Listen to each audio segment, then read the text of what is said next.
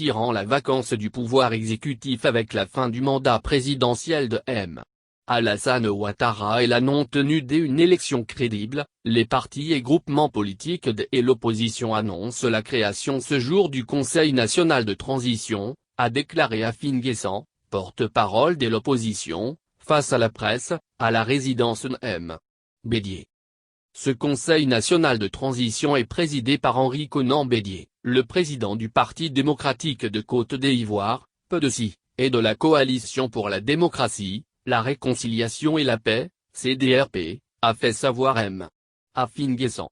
Il a pour mission de préparer le cadre de l'organisation d'une élection présidentielle juste, transparente, inclusive, et de mettre en place dans les prochaines heures un gouvernement de transition, a-t-il indiqué.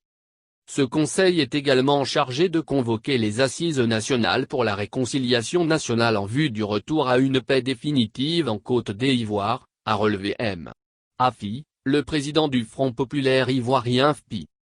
Les partis politiques et l'opposition, ajoutera-t-il, notent que 90% de l'électorat de ce scrutin, soit la majorité des Ivoiriens, a rejeté la candidature illégale et anticonstitutionnelle du président sortant Alassane Ouattara.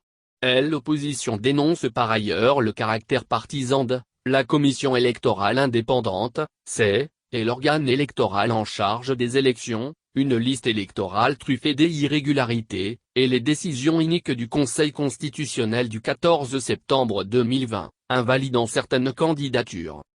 Selon MAFI, la consultation du 31 octobre 2020 est une parodie des élections présidentielles. Pour ce faire, les partis et groupements et l'opposition constatent la vacance de la présidence de la République de Côte d'Ivoire. Le peuple de Côte d'Ivoire, dans sa majorité, a suivi le mot d'ordre de désobéissance civile lancé le 20 septembre 2020 et celui relatif au boycott de l'élection présidentielle du 31 octobre 2020, a-t-il poursuivi. Il a martelé que le pouvoir en place et l'organe électoral illégal n'ont réussi à faire voter que 8% de l'électorat malgré les bourrages des urnes, toutes autres formes de tricherie et des agressions perpétrées contre les partisans de l'opposition.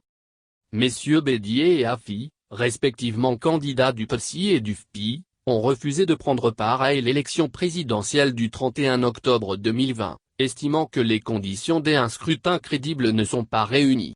Ils ont appelé à une désobéissance civile, un mot d'ordre qu'ils maintiennent toujours.